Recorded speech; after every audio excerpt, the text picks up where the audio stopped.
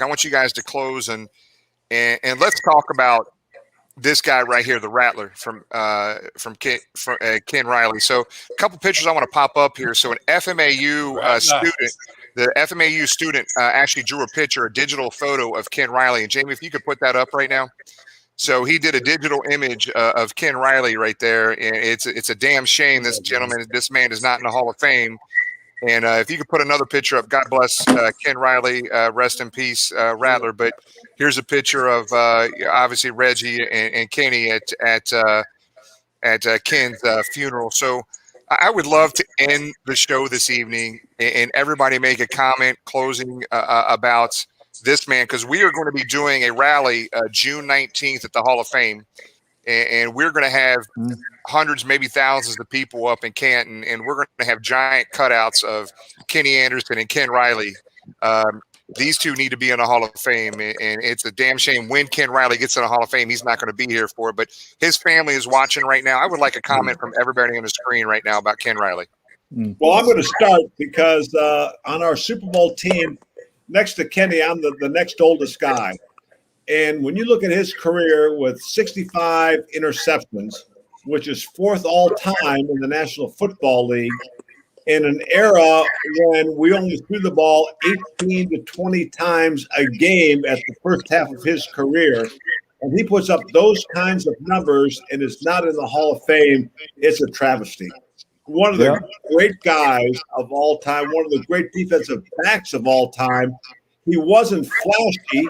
Unfortunately, we had Lamar Parrish on the other side, and he was a punt returner, the more flashy guy. But Kenny was just an unbelievable defensive back. And when everybody that has more interceptions than him is in the Hall of Fame and he's the next guy in line is not, that's wrong.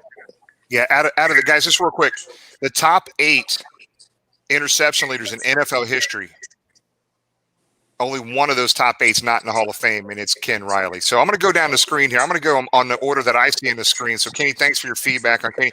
Pete, Big Pete, give us your feedback on the Rattler.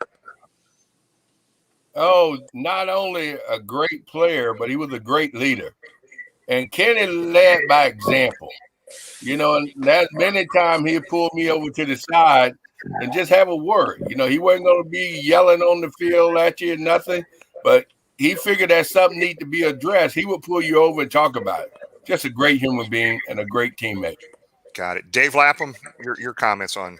Yeah, I mean, I think he's one of those classic examples of, as great a player, even better human being. And like Pete said, the leadership, it was almost like E.F. Hutton. When Kenny Riley spoke, people listened. That old E.F. Hutton commercial, everything he had to say had tremendous significance and a lot of meaning, and he always had something to say at the right time that was the right thing to say, at the right time. And when I think of Kenny Riley, I just think of the word grace. He was a graceful athlete. He had a lot of grace as a human being. I mean, he treated everybody the same.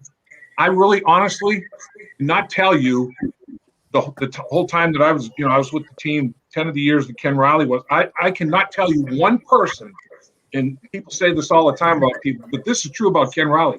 I heard not one negative, bad word ever uttered about Kenny Riley as a player, as a human being, and then not only was he a great player, it goes back to his alma mater. He has success as a coach, as an athletic director. I mean, the guy is special in every single way you can be special. He was special with a capital S, man. Good. Yeah, thanks for that feedback, Dave. So, Pat?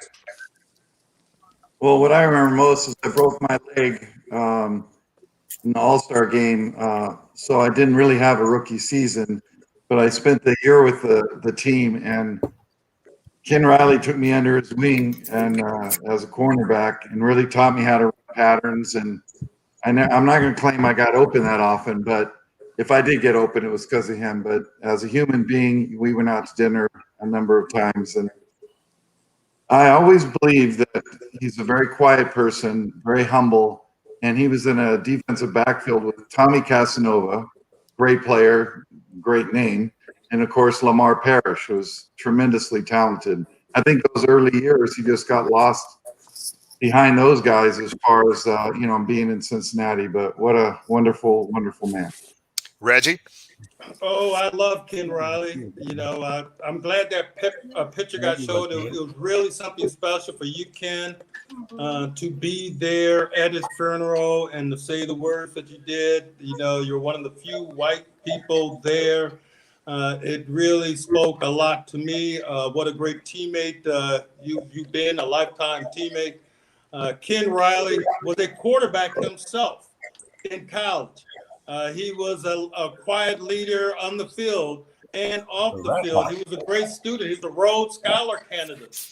And so for him to be able to switch from offense to defense and play defense to Pro Bowl level and Hall of Fame level is something special. And the thing that I have personally in terms of an affinity with Ken is that he was the only Alpha Phi Alpha brother that I played with.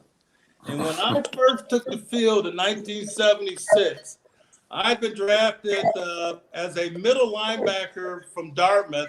They put me at left outside linebacker, which is where I practiced the whole preseason and when I played for the first 3 games.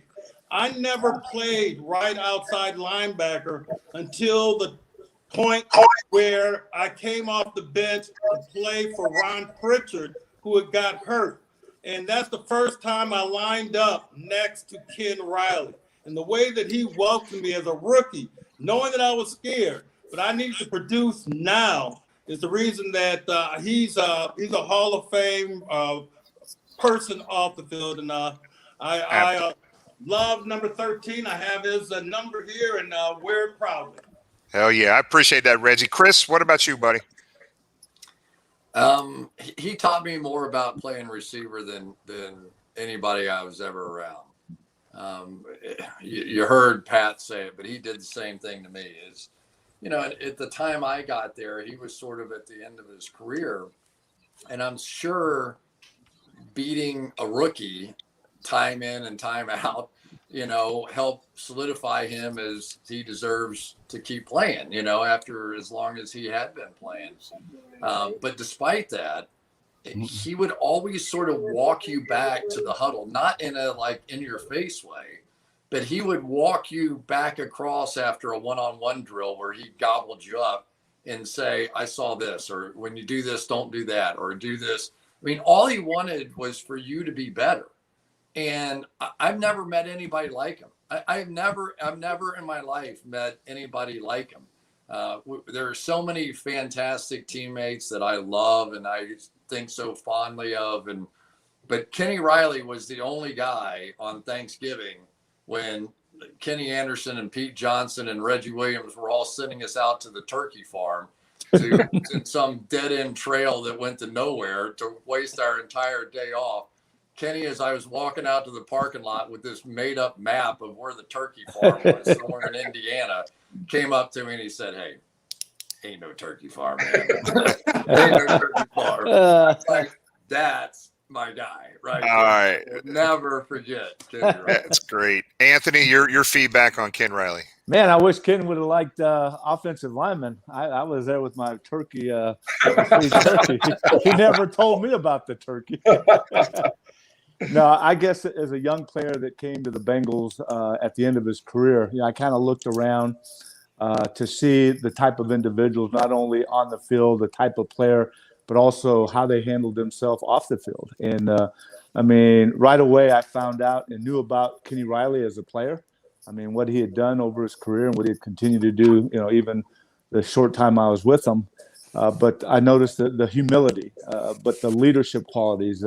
You know, he wasn't, you know, boisterous and loud, but you could tell that his work ethic and the way he carried himself, a true professional. And that's what I was thankful for when I got to the Bengals. There was about 3 or 4 guys that I looked at that had those qualities, and Kenny was right there on the top of the list. The way he handled himself, and you know, just the excellence of humility and performance, and a tremendous leader. So I appreciated that as a young player coming into the NFL and getting to know Ken and having a chance to play with him. Yeah, cool. Guys, I'm going to tell you this little clip, this last 4 to 5 minute clip that we just did, everybody giving feedback on Ken Riley. That clip will be sent to the Hall of Fame, David Baker and his staff. I just want to let you guys know you guys are nothing but class. And and you guys are all Cincinnati football legends. And Chris, they can give you a hard time all you want because you're a great announcer. We love you in Cincinnati. The true Cincinnati fans will love you forever, brother. We appreciate everything everybody on this screen does. I can't begin to tell you how important you are to this city, to fans of the Cincinnati Bengals, not just in this city, across the country. And you know that there's fans across the